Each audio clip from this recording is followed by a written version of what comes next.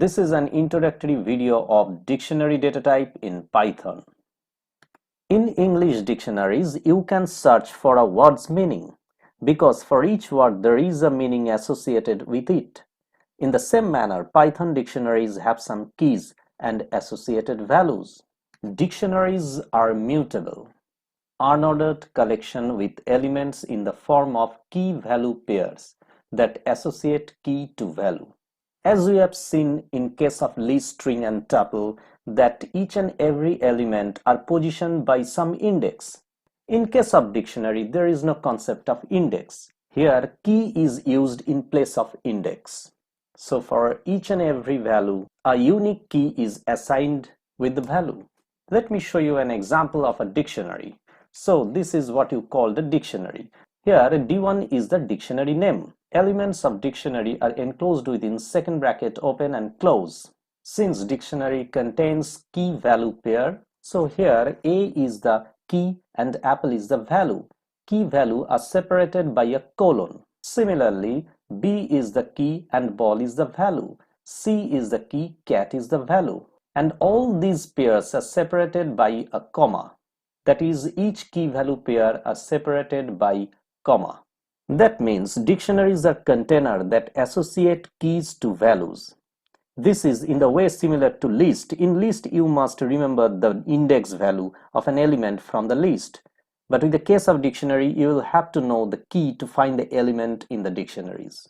Some points that you are going to remember about dictionaries. They are: dictionaries are mutable. That means you can change the values of a dictionary. But keys of a dictionary must be immutable types, such as string, number, tuple. As we all know that string, number, tuple, these data types are immutable. That means you cannot change the value in place. So these are used in place of key of a dictionary. Now, if you try to give a mutable type as key, Python will give you an error as unhashable type. Internally, there are some hash functions which binds the key value pair. And if we use any mutable types in place of key of a dictionary, then the hash function will not work and it will give you an error which is called unhashable type error. Let me show you how to create a dictionary in Python interpreter. Let me create a dictionary, say D1, and it must be enclosed within second bracket open and close. A for apple. So this is one pair. The A is the key and apple is the value, and it is separated by a colon. Now, to add another key value pair, we must use a comma separator, then B for ball. Next, C for cat. Now press enter. If I print D1, it will show me the declared dictionary. Next, accessing element of a dictionary. While accessing element from a dictionary, we need the key. While in list, the elements are accessed through their index. In dictionaries, the elements are accessed through the keys defined in the key value pairs. Let me show you an example. Now we are going to access the value ball. For that, I have to first write down the dictionary name, that is the D1, and within third bracket, let me write the key, that is a B. So B is the key of ball, and if I write B, obviously within single quote because that is a string, and if I press enter, so it will return the value of corresponding key, that is B, that is ball. Now if I write D1 of D, no such key exists within the dictionary, so it will give you an error, and it is called key error. Characteristics of a dictionary. Unordered set, that means dictionary are not arranged in any order. Not a sequence. A set of prime number is a sequence, a set of odd number is a sequence, but dictionary do not follow any sequence. Indexed by key, not numbers. There is no concept of indexing in case of dictionary, as I have shown you just now how to access an element with the help of key. Key must be unique. Since key is used to find a value, so it must be unique. Mutable, that's mean the values of a dictionary can be changed. And remember, only the value part of the dictionary can be changed, not the key. Internally stored as mapping. Look at the diagram at the right hand side. Each and every keys are associated with corresponding values with some hash function. So hash function binds up the key value pair. Creating dictionaries. Firstly, let me show you how to create an empty dictionary. Let me write down employees equal to curly braces open close. So this is one of the technique of creating an empty dictionary by using this empty curly braces. Let me give an enter. Let me print employees. So it will show me a blank dictionary. There is another technique of creating blank dictionary by using dictionary constructor dict. Let me show you. emp1 equal to dict, first bracket open, then close. Let me give enter. Now print emp1. So it will also create a blank dictionary. Next step, I will show you how to add key value pairs one at a time in a dictionary. That's mean adding key value pairs to an empty dictionary. So this is the syntax. So for that, I have to write dictionary name, and within third bracket, the key name, then the assignment operator, then the value. If this key is already exists within the dictionary, then the corresponding value will get updated. And if the key is not present within the dictionary, then a new key value will be added within the dictionary. Let me show you an example. Look, here emp1 is a blank dictionary, so nothing is there within emp1. So let me add a new key value pair within this emp1. So for that, let me write emp1 within third bracket, say name within single quote because it's a string, and this is equal to say John. Now give enter. Now if I print emp1, it will show me the dictionary with name as a key and John as a value. Now if I write emp1 within third bracket, say salary, and equal to 20,000. Now again, let me print the emp1 dictionary. So it will show me the updated dictionary, that is name is the key, John is the value, salary is the key, 20,000 is the value. Now if I again write say emp1 within third bracket, if the key is name, which is already present within the dictionary, and if I assign a new value, say Kim, then press enter. Now print emp1. Look, the name has been updated. The value of the name has been updated to Kim. So in this case, no new key value pair has been added. So if the key is already present within the dictionary, the corresponding value will get updated. Otherwise, a new key value pair will be added at the end of this dictionary. Creating a dictionary from name and value pairs. For that, we will use dict dict constructor. Creating dictionary by using dict constructor. There are 4 ways to create. So the first one is specify key value pair as keyword argument to dict function. Let me create a dictionary first. Say emp equal to within curly braces dict within first bracket name equal to say David and salary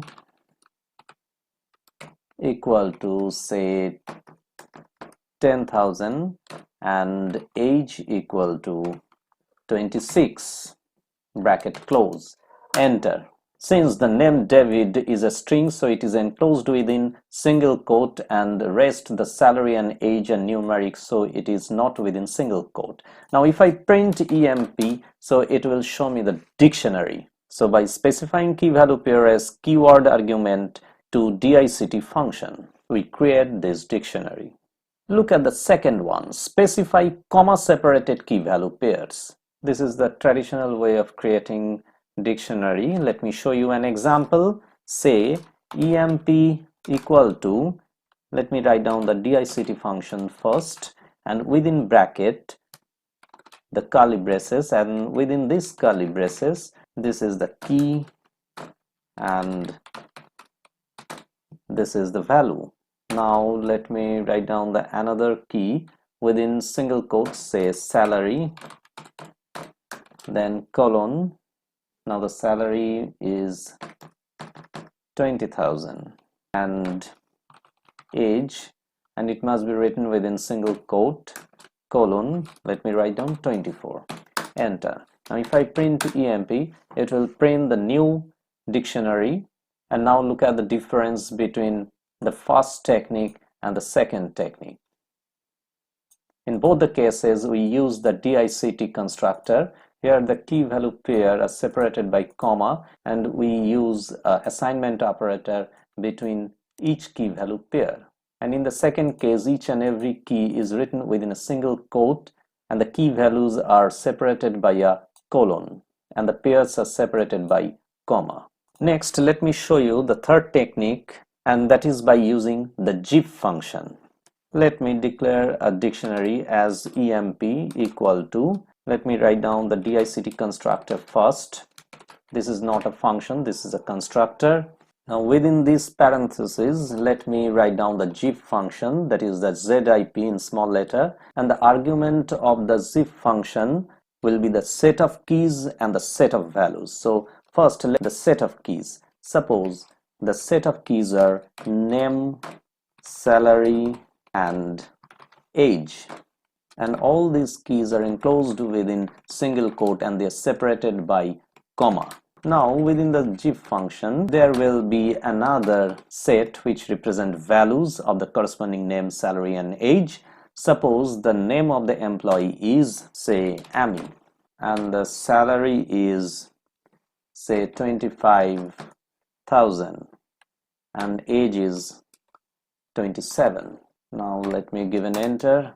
If I print emp, it will display the corresponding dictionary with name as key, Amy as value, salary as key, and 25,000 is the value, age is the key, and 27 is the value. Now the last one, specify key value pairs separately in form of sequences. In this method, one list or tuple argument is passed to dict constructor.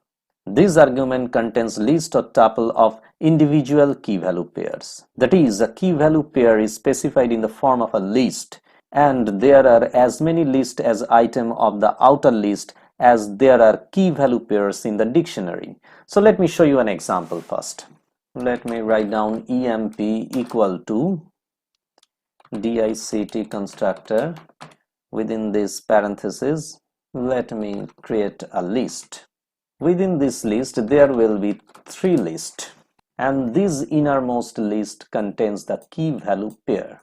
Look, the first one is the name and its value is Ron. Suppose his salary is 18,000 and his age is, say, 29. Now give enter, print emp. Look, the dictionary has been created. So this is the fourth technique of creating dictionary with the help of dict constructor. Nesting dictionaries. We can add dictionaries as values inside a dictionary. Suppose let me write emp equal to, within curly braces, so the first key will be, say, Ron, and its value is a dictionary. So after colon I have written another second bracket open and close, and here I am writing his age, say age is a key and its value is, say, 25, and his salary is, say, 26,000. Now after this curly braces, let me give me a comma, then I can write another key value pair. So let me write another key, say another employee's name is, say, Dia, and this is a key, so its value will be another dictionary. So I have again written another curly braces open close, and within this let me write down her age is say 24 and her salary is say 22,000. Now give enter. If I print EMP, it will show me the nested dictionary. Now if I want to print the age of Ron, so for that I have to mention the dictionary name first within the third bracket, the key name, that is Ron, and after that I have to write the key of the nested dictionary within the second third bracket. Say I'm writing age over here. So now it will show me the age of Ron. If I only print EMP Ron, it will just print the corresponding dictionary, that is the value of Ron. But within this nested dictionary, if I want to see a particular value of any key, so I have to again mention the key of the nested dictionary once again after EMP Ron. Again, I'm showing you, if I want to see the salary of Dia, for that I have to write the dictionary name, then the key name within third bracket, that is Dia, and again within the third bracket I have to write the key of the nested dictionary, suppose salary, so it will be salary over here, and if I press enter, it will show me the salary of Dia. Deleting elements from a dictionary. So there are two ways of deleting elements from a dictionary. First one is by using del command. So this is the syntax del, this is the command, then we have to specify the dictionary name, and within third bracket the name of the key. If the key exists within the dictionary, it will delete the corresponding key value pair, and if it is not, it will show me an error. For that, let me create a dictionary first. Say d1 equal to, within curly braces, 1 colon, suppose I'm writing the 1 in word, then 2 colon 2, 3 colon 3. Since 1, 2, 3, these keys are immutable, so numbers can be written in place of keys. Now if I print d1, it will show me the same dictionary. Now if I want to delete the 2, then let me write down the del command, then the dictionary name, that is the d1, and within third bracket it will be 2, the key of the dictionary. Now if I press enter and print d1 again, look, this key value pair with 2 has been deleted. Now if I write del d1 within bracket 5 is not within the list, so it will show me an error, that is a key error 5. Another method to delete element from dictionary by using pop method.